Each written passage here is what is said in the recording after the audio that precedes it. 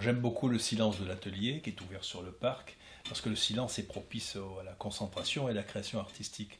Alors ce que je fais, c'est, je prévois toujours la veille de mon travail, j'installe ma toile qui est brute bien sûr, sur le chevalet, et je mets à côté la petite esquisse qui a été peinte à l'huile à l'essence térébenthine plusieurs mois auparavant.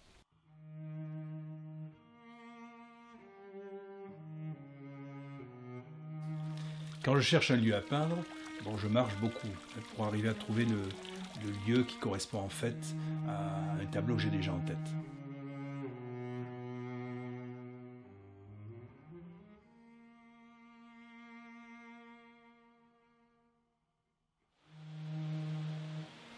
J'aime beaucoup voyager, mais c'est sûr que quand je reviens sur Albi, j'aime m'inspirer des vues magnifiques de la cathédrale du Palais de la Verbi, des berges du Tarn, qui rappellent d'ailleurs un petit peu la Toscane.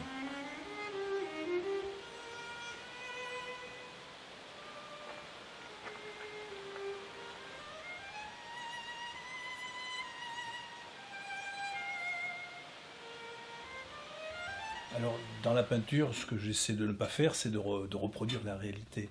Moi, ce que j'aime, c'est interpréter ce que je vois.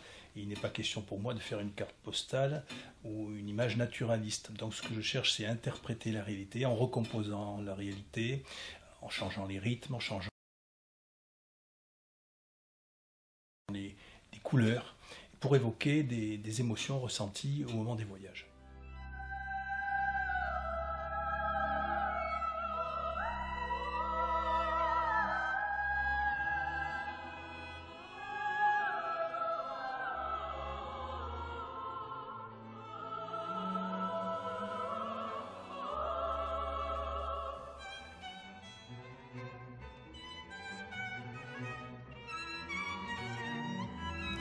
Qu'est-ce que je peux faire devant une si belle cathédrale, une masse imposante de briques, si ce n'est que la respecter et la réinterpréter à ma façon.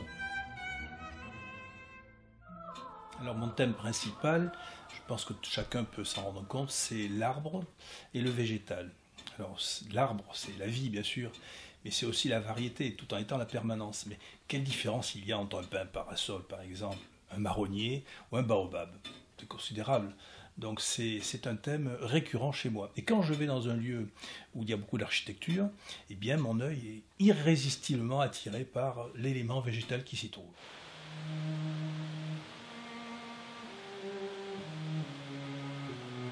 La première émotion que je ressens devant un paysage, c'est la lumière, la couleur bien sûr, et la matière aussi des éléments qui sont devant moi.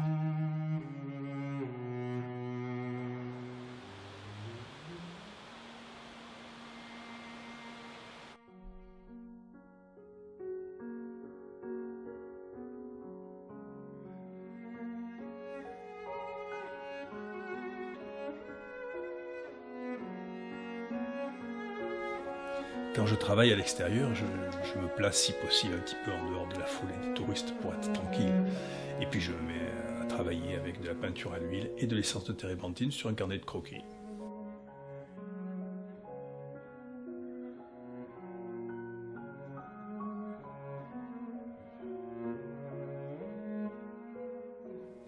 Alors quand je travaille un tableau, moi ce que j'aime, c'est que donner l'impression que la lumière, non pas vient de l'extérieur, mais vient du tableau elle-même, comme si elle irradiait du tableau. Alors pour ça, je travaille par couches successives les couleurs différentes. Je vais travailler les contours également, un certain nombre de contours colorés qui vont créer des contrastes. J'utilise des feuilles d'or de façon qui sont grattées, patinées pour donner de la lumière. Alors tout ça, c'est par rapport à des émotions que j'ai ressenties sur place quand j'ai peint, et en particulier des odeurs. Voilà, il est dans l'objectif. Moi, j'aime beaucoup aller à la découverte des autres, des cultures en particulier. Et s'il y a des choses que je fais, c'est fréquenter les lieux publics comme les marchés par exemple, où il y a des odeurs extraordinaires. Et après il dit qu'il n'est pas riche.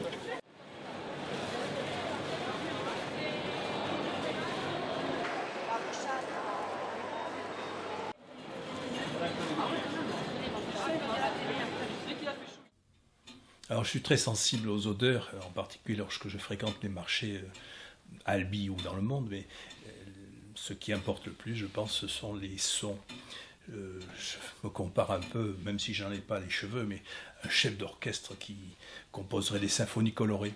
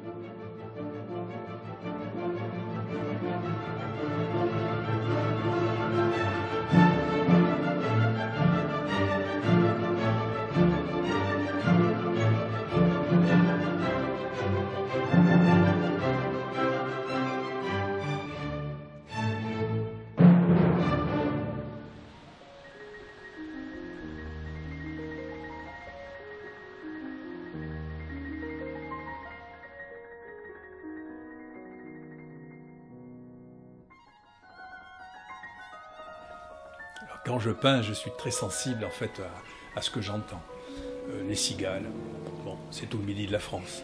Madagascar, ce sont des petits enfants qui viennent me voir autour, qui ne me gênent pas du tout. Et à Gaillac, quand je vais au parc Foucault, il y a des jeunes collégiens qui courent devant moi, et qui font du sport, qui s'arrêtent, qui me saluent. C'est très sympathique, je trouve. Et puis toute cette eau qui coule, ces jets d'eau, c'est formidable. Ce sont des émotions que j'essaie de retranscrire après dans mes tableaux.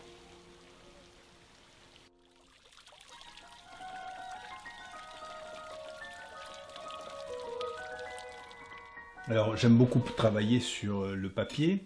Alors c'est un papier qui absorbe l'essence térébenthine, ce n'est pas de l'aquarelle, contrairement à ce qu'on pourrait croire, c'est de l'huile sur papier.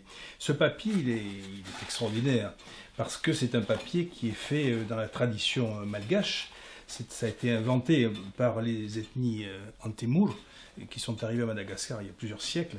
Et donc elles sont faites à partir de bois qui est bouilli, et qui est pilé ensuite, et qui est dilué avec de l'eau, et qui est mis sur des grilles. Et moi, je me fais aider, bien sûr, par cette fabrique, qui est une ancienne fabrique royale, et c'est moi qui les découpe, si vous voulez, je me déplace sur place, évidemment, et puis je fais les formats que je demande, je fais des gabarits, et puis je suis aidé, bien sûr, par toutes ces personnes qui sont extrêmement compétentes, qui font un très très beau papier, qui est très solide dans le temps.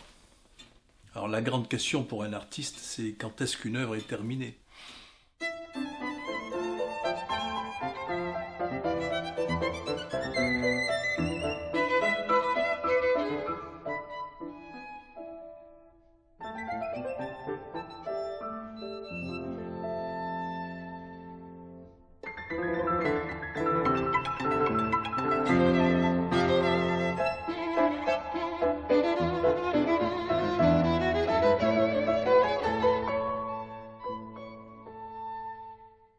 Je considère que la toile est achevée lorsque elle acquiert une vie propre, lorsqu'elle est totalement autonome. Auquel cas, et alors uniquement seulement à ce moment-là, je lui donne un titre, je la numérote pour mon catalogue, je la prends en photo, et alors je lui fais tourner le dos contre le mur, et pour reprendre un terme religieux, je la mets au purgatoire.